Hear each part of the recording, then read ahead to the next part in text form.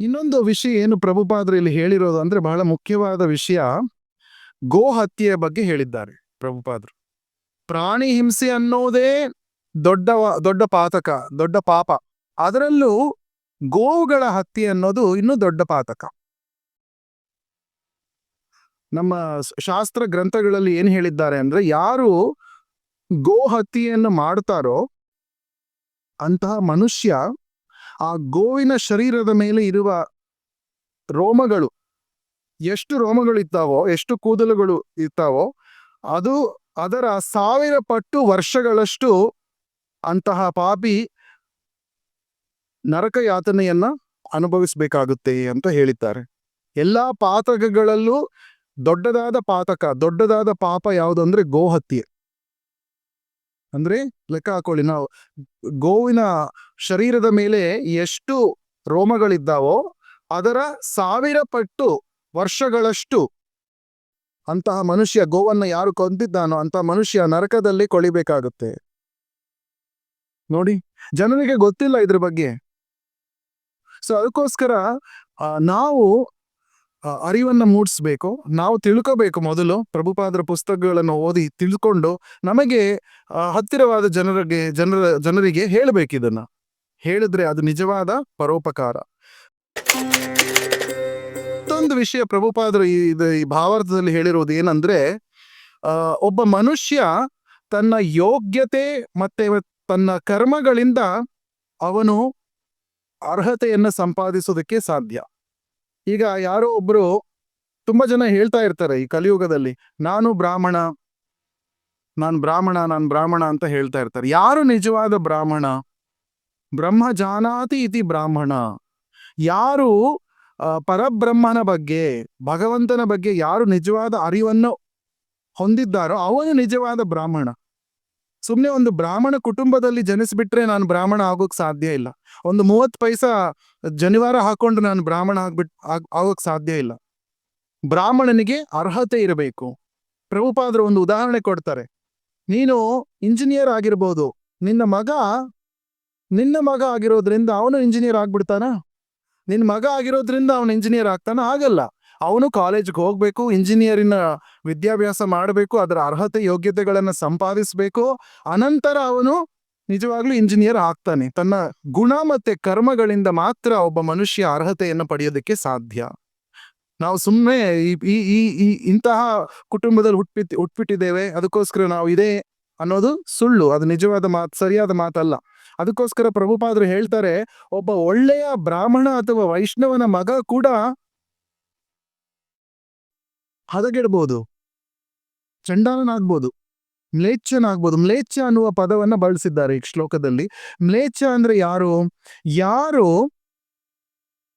ಮಾಂಸಾಹಾರವನ್ನ ವೇದಗಳ ನಿಯಮಗಳ ಅನುಸಾರ ತಿನ್ನುವುದಿಲ್ಲವೋ ಅವನು ನಿಜವಾದ ಮ್ಲೇಚ್ಛ.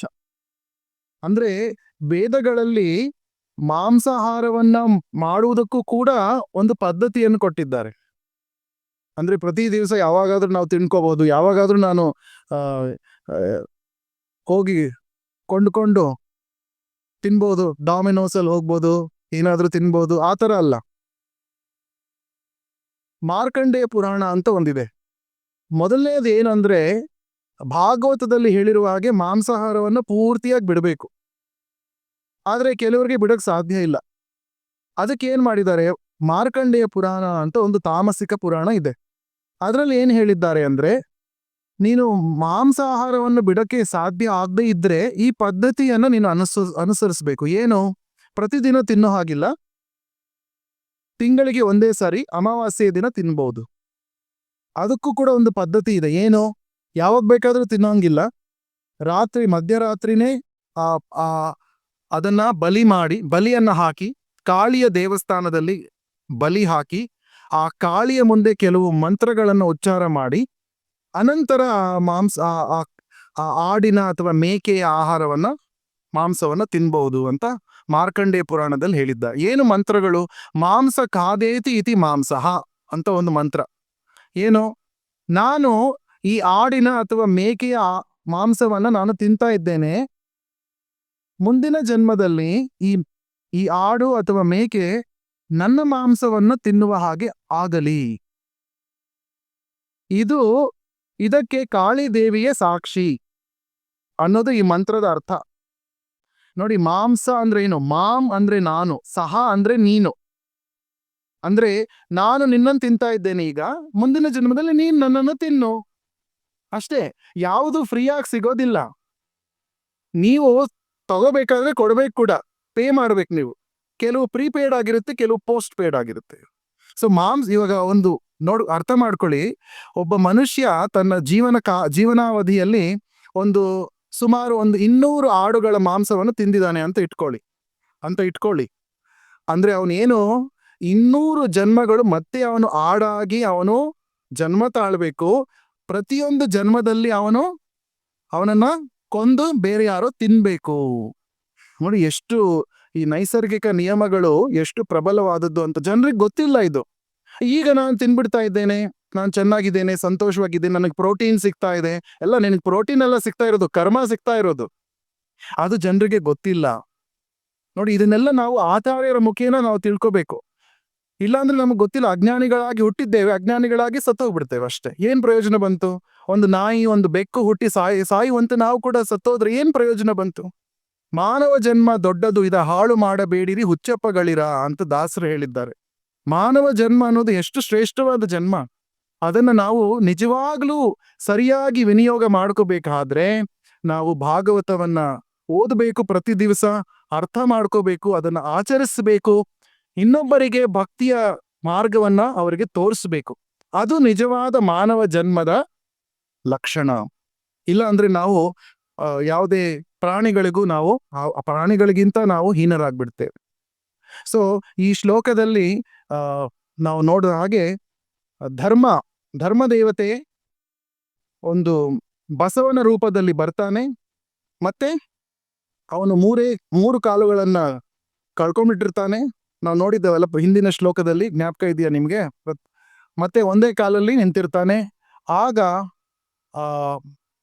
ಆ ಧರ್ಮ ದೇವತೆ, ಆ ಬಸವ ಯಾರಿಗೆ ಹೇಳ್ತಾ ಇರೋದು ಈ ಮಾತನ್ನ? ಭೂಮಿಗೆ, ಆಕಳಿನ ರೂಪದಲ್ಲಿರುವ ಭೂಮಿಗೆ ಈ ಪ್ರಶ್ನೆಗಳನ್ನ ಕೇಳ್ತಾ ಇದ್ದಾನೆ. ಏನು? 4 ಪ್ರಶ್ನೆಗಳು ಕೇಳ್ತಾನೆ. ಏನು? ನಾನು 3 ಕಾಲಗಳನ್ನ ಕಳೆದುಕೊಂಡು ಒಂದೇ ಕಾಲಲ್ಲಿ ನಿಂತಿದ್ದೀನಿ, ಅದಕ್ಕೆ ನೀನು ದುಃಖ ಪಡ್ತಾ ಇದ್ದೀಯಾ? ಅಥವಾ ನೀನು ಎಲ್ಲರೂ ಮುಂದೆ ಕಲಿಯುಗದಲ್ಲಿ ನಿನ್ನ ಮಾಂಸವನ್ನು ಕಿತ್ತು ತಿಂತಾರೆ ಅಂತ ಅದರಿಂದ ನೀನು ದುಃಖ ಪಡ್ತಾ ಇದೀಯಾ? ಅಥವಾ ನೀನು ಯಾರು ಯಜ್ಞ ಮಾಡ್ತಾ ಇಲ್ಲ, ದೇವತೆಗಳಿಗೆ ಅವರ ಆವಿರ್ಭಾವ ಸಿಗ್ತಾ ಇಲ್ಲ ಅನ್ನೋದ್ರ ಬಗ್ಗೆ ನೀನು ಯೋಚನೆ ಮಾಡ್ಕೊಂಡು ದುಃಖ ಪಡ್ತಾ ಇದ್ದೀಯಾ? ಅಥವಾ ಈ ಕಲಿಯುಗದಲ್ಲಿ ಜನರು ಕ್ಷಾಮ ಮತ್ತೆ ಡಾಮರಗಳಿಗೆ ಸಿಕ್ಕಿ ಬಹಳ ಕಷ್ಟ ಪಡ್ತಾರೆ ಅನ್ನೋದ್ರ ಬಗ್ಗೆ ಯೋಚನೆ ಮಾಡ್ಕೊಂಡು ನೀನು ದುಃಖ ಪಡ್ತಾ ಇದ್ದೀಯಾ ಅಂತ ಆ ಧರ್ಮ ಆ ಭೂಮಿ ತಾಯಿಗೆ ಕೇಳ್ತಾ ಇರುವ ಈ 4 ಪ್ರಶ್ನೆಗಳು. ಮುಂದೆ ಇನ್ನೂ ಸಂವಾದ ಬರುತ್ತೆ, ಧರ್ಮ ಮತ್ತೆ ಭೂಮಿಯ ನಡುವೆ ನಡೆಯುವ ಸಂವಾದ ಇನ್ನೂ ಚೆನ್ನಾಗಿ ರೋಚಕವಾಗಿ ಪ್ರಭುಪಾದರು ಎಕ್ಸ್ಪ್ಲೇನ್ ಮಾಡ್ತಾರೆ. ಅದು ಮುಂದಿನ ಶ್ಲೋಕಗಳಲ್ಲಿ ಬರುತ್ತೆ. ಸೊ ಇದರಲ್ಲಿ ನಾವು ಏನು ತಿಳ್ಕೋಬೇಕು ಅಂದ್ರೆ, ನಾವು ಆಚರಿಸ್ಬೇಕು, ಬೇರೆಯವರಿಗೂ ಹೇಳಬೇಕು. ಫಸ್ಟ್ ಆಚಾರ, ಅನಂತರ ಪ್ರಚಾರ. ಆಚಾರ ನಾವು ಮಾಡ್ಬೇಕು, ಫಸ್ಟ್ ನಾವು ಜಪ ಮಾಡ್ಬೇಕು ಸರಿಯಾಗಿ. ಆಗ ನಾವು ಬೇರೆಯವ್ರಿಗೆ ಹೇಳುವ ನೈತಿಕತೆ ಕೂಡ ನಮ್ಗೆ ಬರುತ್ತೆ. ನಾವೇ ಮಾಡ್ತಾ ಇಲ್ಲಪ್ಪ, ಬೇರೆಯವ್ರಿಗೆ ಹೇಗೆ ಹೇಳಕ್ ಸಾಧ್ಯ ಅಲ್ವಾ? ಅದಕ್ಕೋಸ್ಕರ ಫಸ್ಟ್ ನಾವು ಜಪ ಮಾಡಬೇಕು. ಹರೇ ಕೃಷ್ಣ ಕೃಷ್ಣ ಕೃಷ್ಣ ಹರೇ ಹರೇ, ಹರೇ ರಾಮ ರಾಮ ರಾಮ ಹರೇ ಹರೇ. ಇದೊಂದೇ ಫಾರ್ಮುಲಾ. ಕಲಿಯುಗದ ಪ್ರಭಾವದಿಂದ ನಾವು ದೂರ ಇರಬೇಕು ಅಂದ್ರೆ ಈ ಹರೇ ಕೃಷ್ಣ ಮಹಾಮಂತ್ರವನ್ನ ಸರಿಯಾಗಿ ಜಪ ಮಾಡಿ, ಪ್ರತಿಯೊಂದು ಶಬ್ದವನ್ನ ಸರಿಯಾಗಿ ಉಚ್ಚರಿಸಿ ಕೇಳಬೇಕು. ಮನಸ್ಸನ್ನು ಬೇರೆ ಎಲ್ಲೋ ಇಟ್ಕೊಂಡು ನಾವು ಜಪ ಮಾಡಿದ್ರೆ ಪ್ರಯೋಜನ ಇಲ್ಲ. ಫೋನನ್ನು ಇಟ್ಕೊಂಡು ನಾವು ಜಪ ಮಾಡಿದ್ರೆ ಪ್ರಯೋಜನ ಇಲ್ಲ. ಫೋನ್ಗೂ ಪ್ರಯೋಜನ ಇಲ್ಲ, ನಮಗೂ ಪ್ರಯೋಜನ ಇಲ್ಲ. ಫೋನ್ ಇಟ್ಕೊಂಡು ನಾನು ಫೋನ್ಗೋಸ್ಕರ ಜಪ ಮಾಡ್ತಾ ಇದ್ದೀನಿ ಅಂತ ಏನು ಫೋನ್ಗೆ ಏನಾದ್ರು ಅದಕ್ಕೆ ಬೆನಿಫಿಟ್ ಬರುತ್ತಾ? ಏನು ಬರಲ್ಲ, ನಮಗೂ ಬರಲ್ಲ. ಅದಕ್ಕೋಸ್ಕರ ಜಪ ಅಂದ್ರೆ ಭಗವಂತನ ಜೊತೆ ನಾನು ಕಳೆಯುವ ಪರ್ಸನಲ್ ಟೈಮ್, ನನ್ನ ಖಾಸಗಿ ಸಮಯ.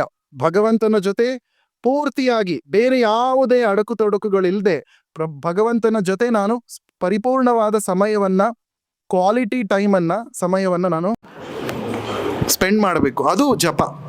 ಸೊ ಅದು ನಾವು ಜಪ ಸರಿಯಾಗಿ ಮಾಡಿದ್ರೆ, ಪ್ರಭುಪಾದರು ಹೇಳ್ತಾರೆ 99.9% ನಮ್ಮ ಆಧ್ಯಾತ್ಮಿಕ ಅಭಿವೃದ್ಧಿಗೆ ಜಪನೇ ಕಾರಣ. ಸರಿಯಾದ ಜಪ ಮಾಡಬೇಕು. ಪ್ರತಿಯೊಂದು ಹರೇ ಕೃಷ್ಣ ಮಹಾಮಂತ್ರದ ಪ್ರತಿಯೊಂದು ಅಕ್ಷರವನ್ನು ಸರಿಯಾಗಿ ಉಚ್ಚಾರಣೆ ಮಾಡಿ ಕೇಳಬೇಕು. ಮನಸ್ಸನ್ನು ಜಪಕ್ಕೆ ಲಾಕ್ ಮಾಡಬೇಕು. ಆಗ ಭಗವಂತನ ಪರಿಪೂರ್ಣವಾದ ಅನುಗ್ರಹ ನಮಗೆ ಆಗುತ್ತೆ. ಆಗ ನಮಗೆ ಬೇರೆಯವರಿಗೆ ಪ್ರಚಾರ ಮಾಡುವ ಶಕ್ತಿ ಕೂಡ ನಮಗೆ ಭಗವಂತ ಕರುಣಿಸ್ತಾನೆ. ಆಗ ನಮ್ಮ ಜೀವನ ನಿಜವಾಗ್ಲೂ ಪರೋಪಕಾರ ಯಜ್ಞಮಯವಾಗುತ್ತೆ. ಪ್ರಭುಪಾದರು ಹೇಳಿದ್ದಾರಲ್ಲ, ಭಗವಂತನ ಜೀವನವೇ ಯಜ್ಞಮಯ. ನಾವು ಸಪರೇಟಾಗಿ ಯಾವುದೇ ಯಜ್ಞ ಮಾಡಬೇಕಾಗಿಲ್ಲ. ಒಂದು ಯಜ್ಞಕುಂಡವನ್ನು ಸ್ಥಾಪಿಸಿ ಅದರಲ್ಲಿ ಅಗ್ನಿಯನ್ನು ಸ್ಥಾಪಿಸಿ ಸ್ವಾಹ ಸ್ವಾಹ ಅಂತ ಯಜ್ಞ ಮಾಡಬೇಕಾಗಿಲ್ಲ.